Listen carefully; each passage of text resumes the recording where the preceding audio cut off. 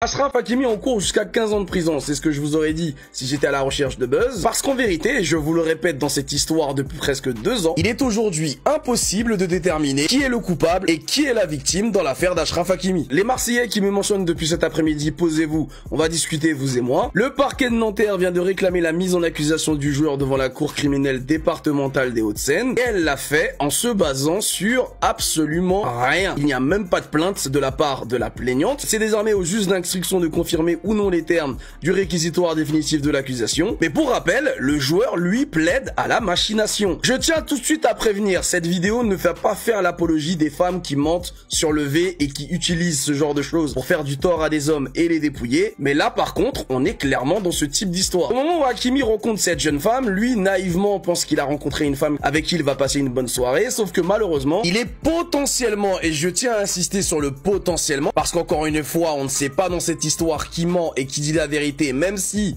vous allez voir, ça va quand même dans le même sens. Mais donc Hakimi serait potentiellement tombé sur ce qu'on appelle une prédatrice croqueuse de diamants. La rencontre avec Achraf Hakimi a été totalement préméditée de la part de cette jeune femme. Amélie de son prénom et sa copine Nadia, elles avaient prémédité de le dépouiller pendant la soirée, soit de façon directe, c'est-à-dire en volant ce qu'elles pouvaient, mais pourquoi pas de façon rétroactive, en simulant une agression S. Mais ça, évidemment, elles ne le diront pas à la police lorsqu'elles seront auditionnées. C'est la police qui s'en rendra compte en récupérant les messages qu'elle a supprimés avec sa copine. La police tombera donc sur une conversation plus que troublante. Dans cette histoire, donc, Achraf Hakimi a donné rendez-vous à Amélie vers 1 h du matin. Et un peu avant ça, cette dernière a envoyé un message à sa copine Nadia pour lui dire qu'elle avait le démon, d'aller si tard, finalement, chez un homme. Là où Nadia lui répond alors qu'il faudrait qu'elle récupère les codes de carte bleue du joueur, car le but est de le dépouiller, qu'elles sont des meufs de la cahier et qu'elles sont là pour se remplir les poches. Nadia conseillera même à sa copine Amélie d'écouter Crèche la Peufra à l'abri. Quand les paroles disent, j'ai pas eu de choix que de prendre le risque pour mettre la mif à l'abri. Au moment où Amélie est en bas de l'adresse que lui a donné Achraf Hakimi, elle envoie un message vers Nadia à 1 h 15 du matin expliquant qu'elle va baiser Achraf Hakimi. Au moment d'ailleurs de quitter le domicile d'Achraf Hakimi, Amélie enverra un message à Nadia pour lui dire que finalement Hakimi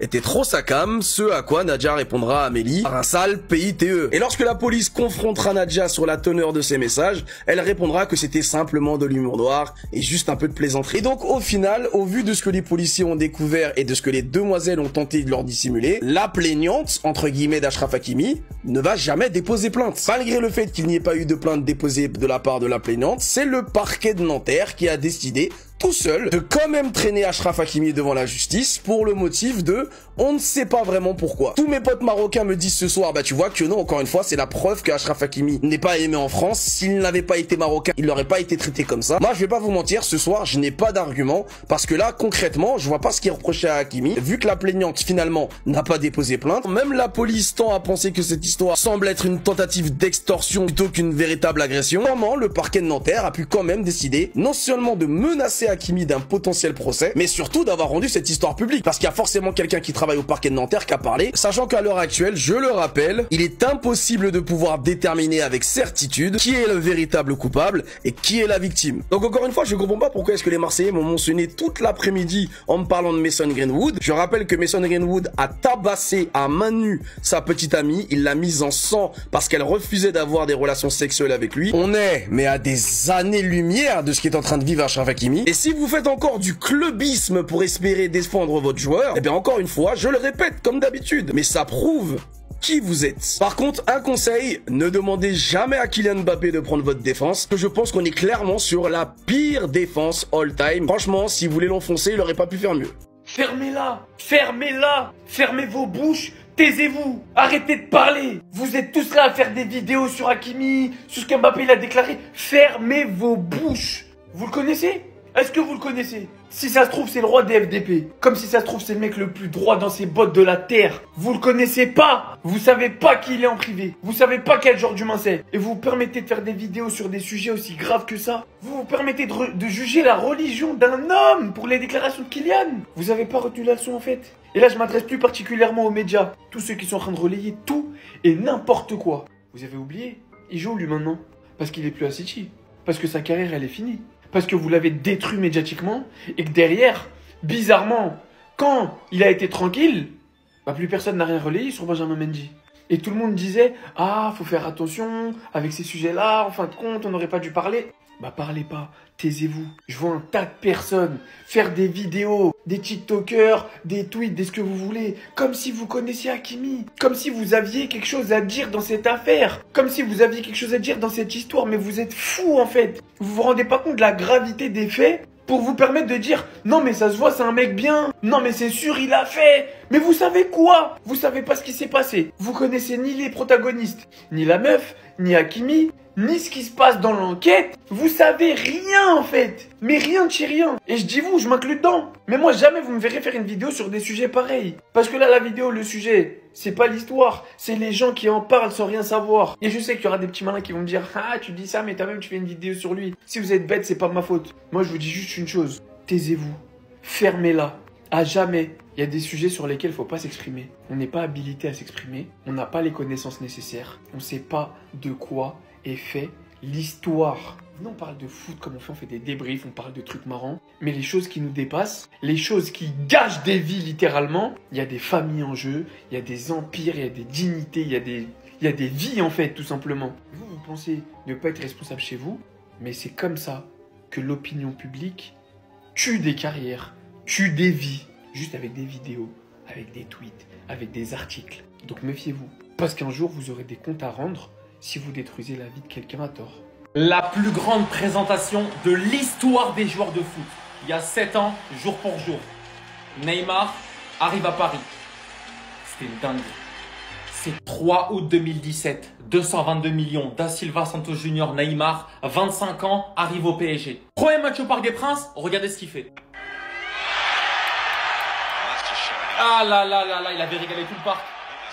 Tous les supporters du PSG se rappellent de ce jour-là. On a eu Neymar Prime, les gars. Moi qui le dis, hein, c'est lui. Hein. Pour moi, mon Prime était au Paris Saint-Germain. Ça, désolé les Barcelonais. Hein. C'est chez nous qu'il était le plus complet. Ce jour-là, je pensais que la terrasse était arrêtée. Je pensais qu'on allait remporter je sais pas combien de Ligue des Champions. Les 6 premiers mois de Neymar au PSG, c'est 30 matchs joués, 28 buts, 16 passes décisifs.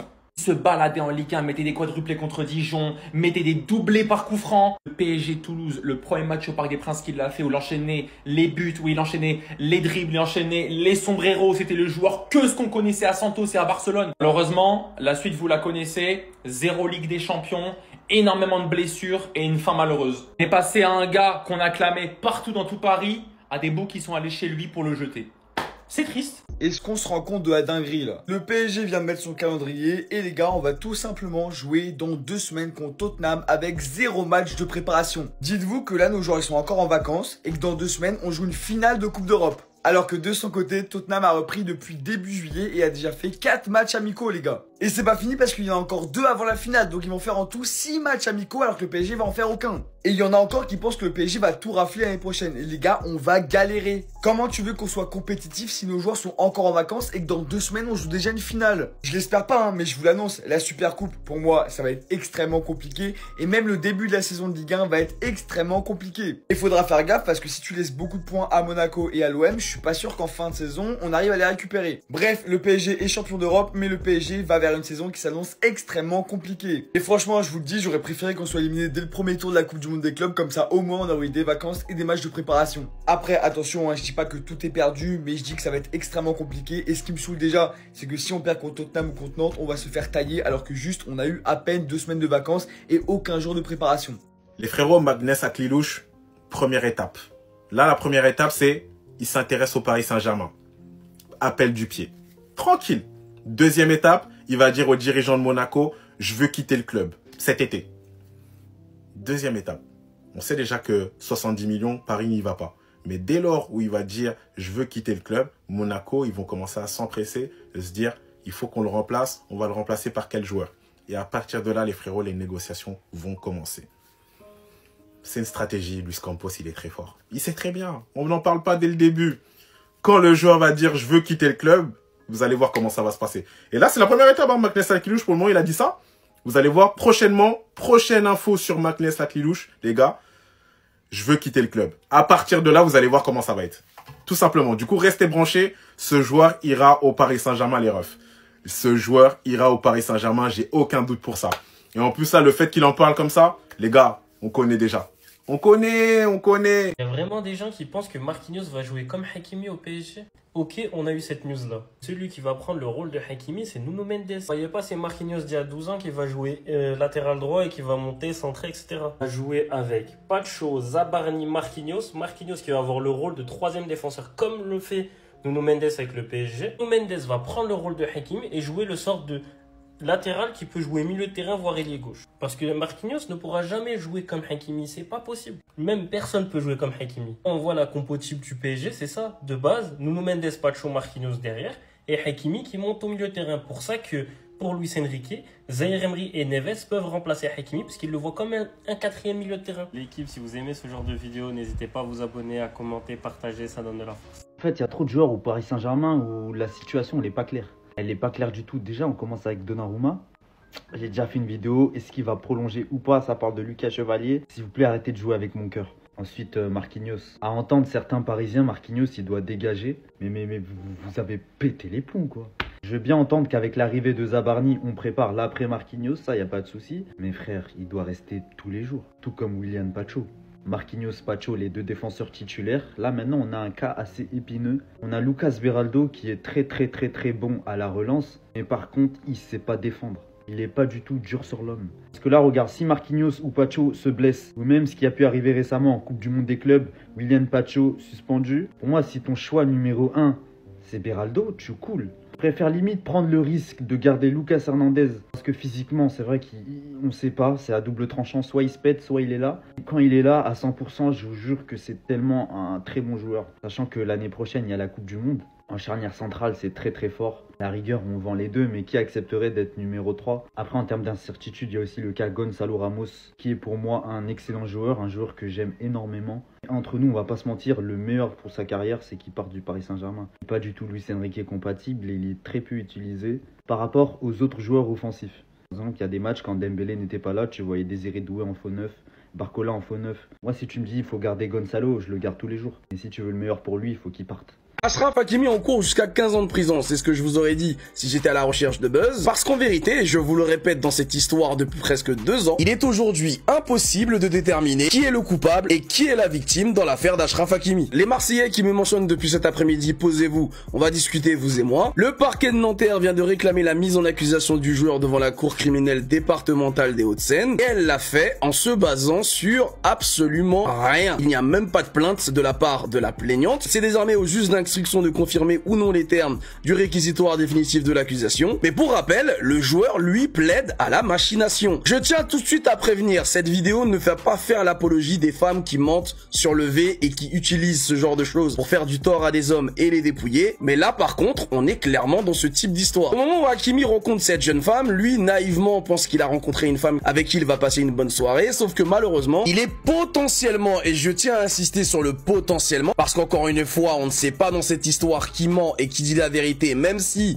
vous allez voir, ça va quand même dans le même sens. Mais donc Hakimi serait potentiellement tombé sur ce qu'on appelle une prédatrice croqueuse de diamants. La rencontre avec Achraf Hakimi a été totalement préméditée de la part de cette jeune femme. Amélie de son prénom et sa copine Nadia, elles avaient prémédité de le dépouiller pendant la soirée, soit de façon directe, c'est-à-dire en volant ce qu'elles pouvaient, mais pourquoi pas de façon rétroactive, en simulant une agression S. Mais ça, évidemment, elles ne le diront pas à la police lorsqu'elles seront auditionnées. C'est la police qui s'en rendra compte en récupérant les messages qu'elle a supprimés avec sa copine. La police tombera donc sur une conversation plus que troublante. Dans cette histoire donc, Achraf Hakimi a donné rendez-vous à Amélie vers 1h du matin. Et un peu avant ça, cette dernière a envoyé un message à sa copine Nadia pour lui dire qu'elle avait le démon d'aller si tard finalement chez un homme. Là où Nadia lui répond alors qu'il faudrait qu'elle récupère les codes de carte bleue du joueur, car le but est de le dépouiller, qu'elles sont des meufs de la cahier, qu'elles sont là pour se remplir les poches. Nadia conseillera même à sa copine Amélie d'écouter Fresh la Peufra à l'abri. Quand les paroles disent « J'ai pas eu de choix que de prendre le risque pour mettre la mif à l'abri », au moment où Amélie est en bas de l'adresse que lui a donné Achraf Hakimi, elle envoie un message vers Nadia à 1h15 du matin expliquant qu'elle va baiser Achraf Hakimi. Au moment d'ailleurs de quitter le domicile d'Achraf Hakimi, Amélie enverra un message à Nadia pour lui dire que finalement Hakimi